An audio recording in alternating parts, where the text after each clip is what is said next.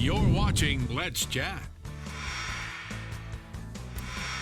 Every few weeks, we get to spend a few moments with our friend, Chattanooga Fire Chief Phil Hyman, and thankfully, this is one of those moments. Chief Hyman, good morning. Good morning. Gosh, the fire department's been busy over the past few days. You had to get ladder crews out twice, same day, to help rescue folks just a little bit earlier this week.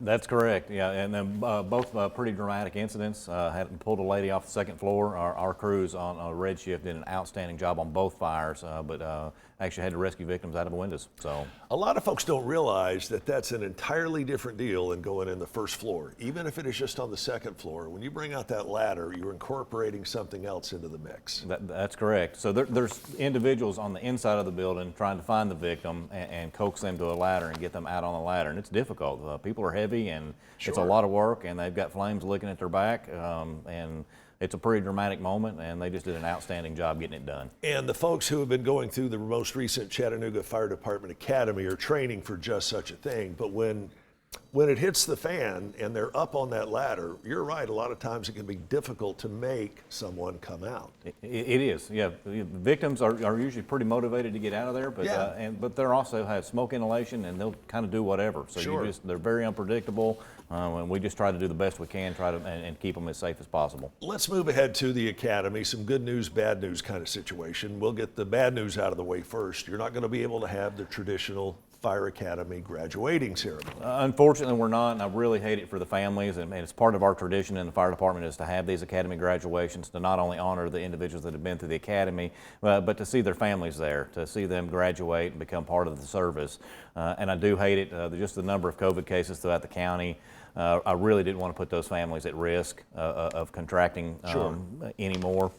So unfortunate, but we'll do a quick swearing-in ceremony for them and let them see their academy video, and they're going to make outstanding firefighters. They've done an excellent job for the last 6 months. And the latest academy is coming up here in a few months, but you're still accepting applications. We're still right? accepting applications. The end of this month, we'll be doing our last testing to be able to hire for our next academy that starts in January. Wow, it's pretty much a continual cycle. That it is. And process to make sure that Chattanooga has the best firefighters possible. Some pretty amazing things here. You've been getting messages from other firefighters all over the world. Nigeria, the Philippines, India, Pakistan. They're wanting to come train with our fire department here. Why? They're seeing us on social media, and I think the amount of work that our recruits go through in those times, and the amount of training that we do, I think it really sparks a lot of interest from other fire departments wanting some of that contact exposure, so they can learn what we're doing and share some information. All right, I'm going to move ahead and talk about some of the easily preventable causes of fires. And every year you and I talk about this, and that's people smoking while on oxygen. Yep. And not this, too smart. No, it's not, and we really encourage folks not to do it. We just spoke last week about this same incident, and from the time that we spoke last week about it, it happened again in between then. So we had another fire with somebody smoking on oxygen. So it's just one of those things that just continuously happens. And we're just trying to get the message out that it's not safe to do. And when you do that, because oxygen is so flammable, you're further putting firefighters at risk, not to mention yourself. Yes, that's correct. It puts firefighters at risk. It puts individuals that are trapped in the structure at risk, and it's just simply dangerous. You've seen what develops when an oxygen tank blows up. And they will. It is shrapnel. They do explode, and it does intensify the fire. So, unbelievable. Do not do it. All right.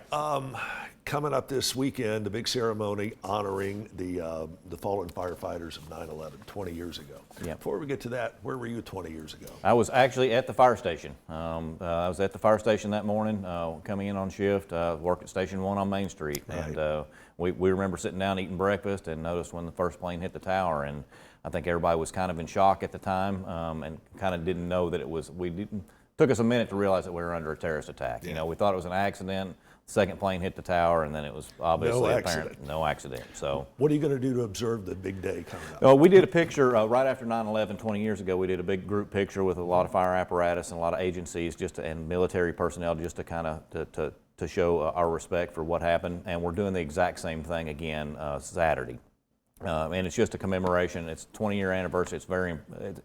Anniversaries are important to us. Sure. And this is just a very good event to do, and we'll take another big, large group photo. And I've actually been in contact with a couple retired New York firefighters that really appreciate us doing this. They've sent us challenge coins, patches, sweatshirts, and that kind of thing, but just really appreciate us honoring them. Hope you'll send that picture in so we can show it here Monday. Certainly. And again, you're going to be doing that at Ross's Landing coming up Saturday at 10. Yes, sir. Right? 10 o'clock. All right, sounds good. Chief Hyman, thanks so much for your time, as always. If folks want to get in on the Academy for, not this upcoming one because it's a little late, but the following Academy, how do you do that and find out more about the great stuff you're doing? Anybody that's interested, go to chattanooga.gov, click on the fire tab, and look for employment. All right, sounds good. Chief Hyman, thank you so much. Thank you, sir. We appreciate your service, and we appreciate you being here with us on Let's Chat. We'll be right back after this quick break.